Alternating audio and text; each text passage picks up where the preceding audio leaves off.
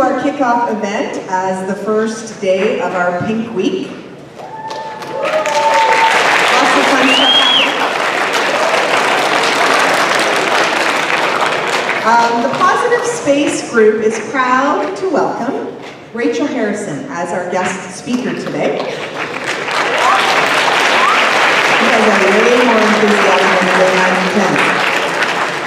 Let me talk to you a little bit about Rachel. Rachel is an alumnus, a Westdale alumnus who graduated in 2005. She was a basketball star at Westdale and former Westdale Athlete of the Year, who went on to both study and play basketball at Dalhousie University in Halifax. She played all 5 years of her eligibility and then went on to do her teacher training at St. Francis of Xavier University.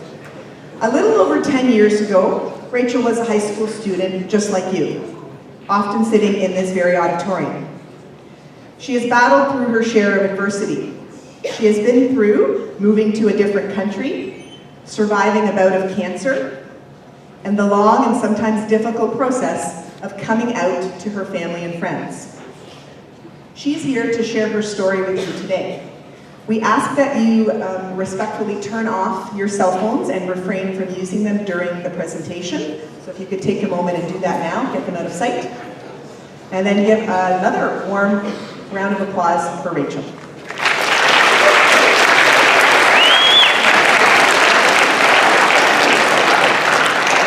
All right. Good morning, Westdale Warriors. Again, my name is Rachel Harrison. I'm incredibly excited to be here today as a former Westdale Warrior myself. I currently am an elementary and middle school substitute teacher for the Halton District School Board. However, I also provide these inclusion workshops for different schools and school boards. And this is a topic I'm very passionate about, so I hope you enjoy. So first off, I've always believed the best way to learn about different marginalized groups is through hearing someone's own personal experience. So I'm going to share my story today. Now, as a little girl, I received a lot of different messages about what it was to be gay, what it meant to be gay, through family, through media, and through school. And I have a ton of memories from grade 1, 2, 3, but a couple that really stood out to me is I was in grade 3, and I heard the word lesbian at school, at recess.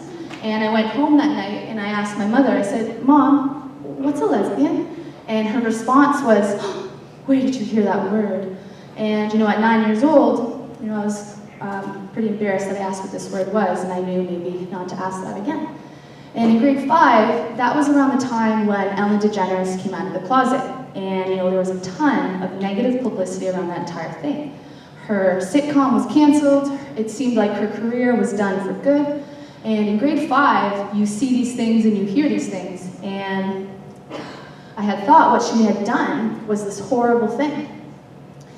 And, in school, none of these conversations were ever had from kindergarten to grade 12. Now, keep in mind, this was during the 90s and 2000s, where, this wasn't part of the curriculum, and teachers just didn't feel safe to talk about it in the classroom. And, by not talking about it, that also causes a lot of problems, because if you grow up and this word gay, it's not something you talk about, and that word might be what you are, that can be incredibly frightening for a child. So what this kind of did to me as a little girl is anything that I might have subconsciously been feeling, I suppressed as far down as I could possibly put it. And what came back up was extreme homophobia. And I was absolutely ruthless in the language and the opinions that I would share. I would say faggot, I would say dyke, I did not care, because I wanted people to know how disgusting I thought gays and lesbians were, because no way could that ever be what I am. And I have a multitude of examples from grade 6, 7, 8 of things I used to say and do, but then it continued on when I came to Westdale in grade 9. And I have this one specific memory. I'm not sure if it's still a thing, but back in my day, grade 9s, we would eat lunch in the lower gym balcony. And I remember sitting there, and there's this group of girls, friends of mine, they're a different group, and they're always very touchy-feely with each other, and that really bothered me. And one time I said, why do you guys do that? You're such lesbians. And my friend turned around and said, Rachel, you're just saying that because you're not comfortable with your sexuality. And in the moment, sort of reacting like, what? Pfft, you're gay, walking away like a mean grade 9 girl. But there's part of me that was sort of like, wait, yes I am. What's she talking about? I'm comfortable. And clearly kind of struck a chord with me. On the other hand, I really tried to overcompensate by presenting myself as this kind of boy crazy girl. During my time at Westdale, I was obsessed with boy bands and actors and always had a crush on a boy or wanted a boyfriend or had a boyfriend. I even signed up for yearbook class to make sure I was on the couples page with my boyfriend. I just went to such extreme levels to kind of prove that I was somebody else. And then, so as I got a little older, when I was in my victory lap at Westdale, I was kind of in a place where I just wanted to talk to somebody. I just wanted to maybe have a conversation about this, perhaps. And I thought about contacting my long-lost cousin, who I didn't even know, but I knew she was a lesbian. I thought about going down the block to my neighbor's lesbian couple, thinking of knocking on their door, and maybe that's somebody I could talk to. Or I remember seeing a random stranger at Shoppers Drug Mart who had a rainbow pin on their backpack, and thinking of tapping on their shoulder, and maybe that's somebody I could talk to. But I didn't do any of those things, and I went off to university in Nova Scotia to play varsity basketball. And in my first year university, that's when things were really starting to come to the forefront of my mind. And I got to the point where I was like, okay, all right, I'm gay. Okay, how am I gonna deal with this? What am I gonna do about this situation? And I would think, all right, if I meet somebody, I can date them in private, no one needs to know about it, and I can live my life like that. Or when my parents pass away. When my parents pass away, that's when I can live an open, gay life. And these were thoughts that I had literally every single day. And for a 19-year-old in her first year university, in a brand new province, playing varsity basketball, I had this dark cloud following me wherever I went, affecting my performance on the court as well as in the classroom. However, fast forward second year university, I met my first girlfriend and I fell in love. And I got to the point where I couldn't live a lie anymore. I wanted to share with my family and my friends what was making me this happy and who was making me this happy. And for the most part, I was completely blessed with support. However, it got to the point where I had to tell my mother. And that was the most frightening thing that I could ever possibly imagine, because I knew I was going to crush her dreams. And I absolutely did do that. I'm the baby girl, I have 2 older brothers, and this was not something that she ever imagined for me. She was completely blindsided. She had no idea. And, when I came out, it was an incredible, difficult time for both of us, because we were best friends forever. And when that happened, there was a true disconnect, which was incredibly unfortunate. And it took about a 2-year process for things to kind of come around. Because as time went on, my mom began to see the bigger picture. As time went on, my mom began to see a transformation in her daughter. She saw her daughter go from a girl who was insecure, uncomfortable with herself, incredibly judgmental of others. At family functions, I would barely even talk, to a woman who was confident, who was comfortable in her skin, and who was happy. Her daughter was finally happy. And what it took was, of course, time and patience, but also, showing her different articles, different videos, different documentaries, and the bottom line was education. My mother was finally educated on the fact that, this was not a choice for me, that I was literally born this way.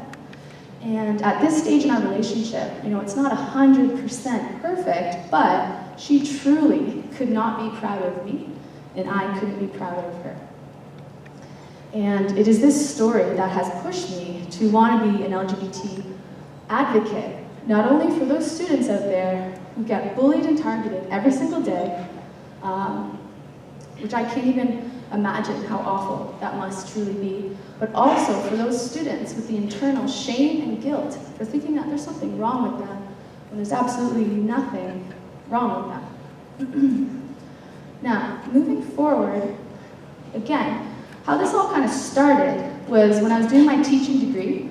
I joined a group of professors who were working on a research project assessing the impact of anti-homophobia training on pre-service teacher education. From that, I then did an alternate placement working at a place called the Youth Project, where I became a community educator, going across to different high schools and middle schools, teaching about homophobia across Nova Scotia. And now I've had the privilege of bringing it to Ontario. So now just to go over a couple of different terms and definitions, just to make sure we're all on the same page. So the most common acronym you see, LGBTQ, standing for lesbian, gay, bisexual, transgender, and queer. Sometimes the Q can stand for questioning. Usually when you see that incredibly long acronym, there's 2 Qs. When you see the 5-letter acronym, that stands for, the Q stands for queer. So lesbian, gay, bisexual, that is in reference to someone's sexual orientation, who you are emotionally, physically, and romantically attracted to. The T stands for transgender. That is in reference to somebody's gender identity, a person's deeply felt sense of being male, female, or somewhere in between. And an individual whose biological sex does not match their gender identity, that is someone who is transgender. And many times, the two terms get confused with one another because it's all in one acronym, when in reality, they're 2 completely separate things. Every single person in this room has a sexual orientation, and every single person has a gender identity. The Q, standing for queer, is actually used as a sexual orientation. Now, I'm going to actually kind of elaborate on that a bit in my next slide, but to just give you an idea, queer is kind of used as an umbrella term for sexual and gender minorities, so people who are not heterosexual or not cisgender. Cisgender being the opposite of transgender. Now, in terms of the workshops that I would do with students in Nova Scotia, is I was typically in a classroom where I was able to kind of engage with the audience a bit, but I'm going to answer the questions for us with this sort of scenario. So first I would say, okay, what is homophobia? So homophobia is the fear, anger, and hate towards people who are identified or perceived as being lesbian, gay, bisexual, or transgender. The next question I would ask would be, okay, what are some examples of homophobic language you may hear at school? And I've kind of condensed that list into just sort of 4 main things that people have said. So the first one is dyke. So dyke it's a derogatory word used towards, masculine women. And the problem with this word is, it's that as a society, we've constructed gender to be a certain way. So men and women, they must look and act a certain way. And just because you're someone who steps outside of these sort of societal norms, that doesn't mean that then gives a reason for someone to discriminate against you. The next one would be queer. So queer does have a very negative history attached to it. It was used kind of decades ago as a very nasty term, meaning, so queer actually means different. However, members of the community have now taken back this word and reaffirmed it as their own. People are using it as an identity, as a sexual orientation. Because many members embrace the fact that they're different and identify with that word. And what I really like about it is it's much more inclusive. When you say that you're queer, it doesn't say anything about your gender identity or your partner's. It just says you're part of the LGBTQ community. The third word, most commonly heard, is faggot. Faggot actually stands for bundle of sticks. And where that comes from, it's an urban myth actually suggests that during the time when witches were burned at the stake, there were also other kind of minority groups, I guess you could say, that were among witches, and gay people were among that. However, they were not worthy enough to be burned on one stake. They'd be thrown into one big pile and burned as such. So not only is that word awful to even just hear, to know its potential true meaning makes it that much worse. The last saying, that's so gay. I find it's not as prevalent as it used to be. Definitely in the 90s and the 2000s, it was the thing to say. But I do find it's still said at times today. Now, the thing about that's so gay is it's what is called casual homophobia. Whereas people may use this language and they don't mean it that way. I don't hate gay people, it's just what I said. And even myself, when I came out, I still use this language. I would say to my friends, don't worry guys, I'm still me. I still say that's so gay. But then as I got older, as I became more educated, I realized the harm in using that language. Because if I'm saying, oh, that assignment's so gay, am I talking about that in a positive way? No. I'm saying it's dumb, it's stupid, it's less than. And if you have a closeted friend and they hear you using this language, do you think they'll feel safe in opening up to you? Probably not. And if you're an individual who is being called these different words or you're being surrounded by this language, how will these words probably make someone feel? The most common words that came about: sad, angry, unworthy, unwanted, depressed, and the worst one, alone. I can tell you firsthand, when you're in this space, it's the most isolating place you could ever possibly be. And if you're somebody who's feeling these feelings, what might you feel you needed to do? You could potentially try to mask. I'm pretty much the poster child for masking, where what that means is you're trying to hide your true feelings by countering with different behaviors and actions and language.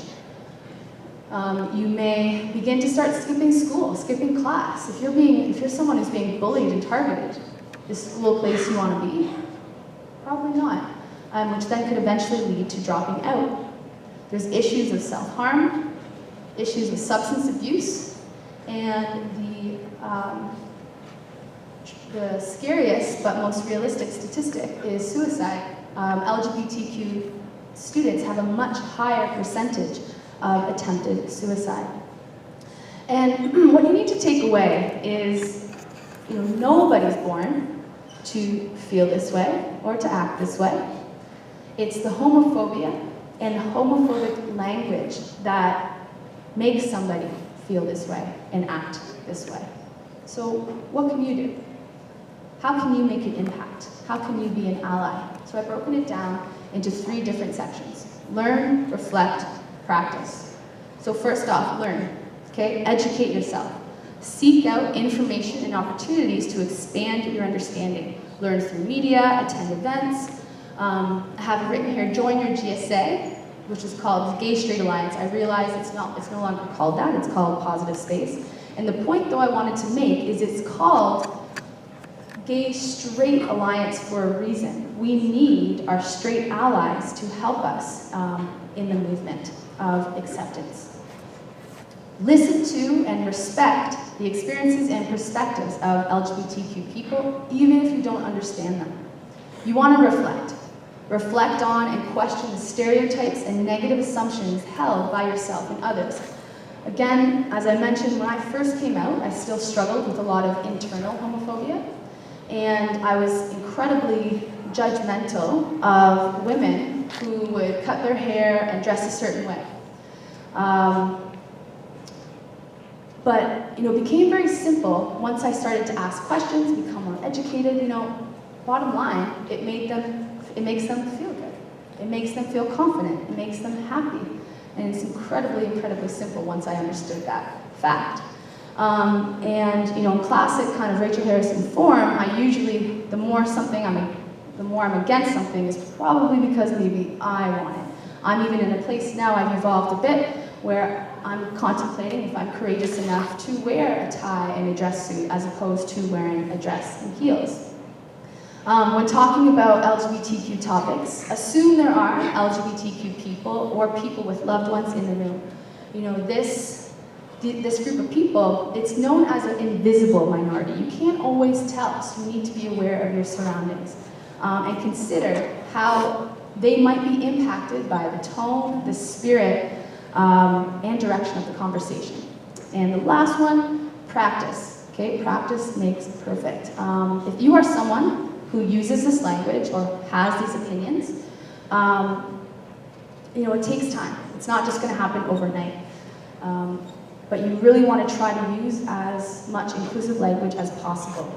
And, you know, even when, as I mentioned, that's so gay was so ingrained in my vocabulary that even after I came out, I still continued to say it, but when I started getting my head around changing that up, I would think, okay, all right, if I was going to say that kind of sentence, I'd be like, okay, that's so, and I'd be like, wait, what do I actually mean? Okay, insert proper word. It takes practice, it takes time. Mistakes are going to happen, but the awareness is key. Intervene when you witness offensive behavior or language. You know, the littlest thing can make a massive, massive impact. I just finished an LTO when I was teaching grade 7s. And you know, in my classroom, we talk a ton about social justice issues and you know, acceptance and all those different things. And one time, there was this group of kind of hockey boys. They went out in the hallway, and I heard something happen. So I went out and I asked. I said, you know, Billy, what happened? What was said? And he apparently told me that a grade 5 student called them gay for being really excited about getting spirit wear. And apparently, my student said to the grade 5, "Hey, we don't say that word in this classroom." And it was really powerful because, you know, that grade 5 really looked up to, because there was a few boys that also were sort of standing up against that language, and it was really, really powerful for that grade 7 to step up against homophobic language. And, you know, and it can be tough, it can be awkward, trust me. I don't do it every single time. I try to gauge kind of the situation, the individual, because I've had scenarios where I've had a friend say, "Oh, Rachel is just being such a teacher," or I've also had situations where I've had someone say, "Oh yeah, you know what, thank you, I didn't actually think of it like that." So it just kind of depends. And you honestly, you just want to present yourself as a safe person. You want to be known as being kind and open, so if your friend is struggling, they know they can go to you for support. So we're going to now end with 2 short videos, and then I'll say a couple notes after that.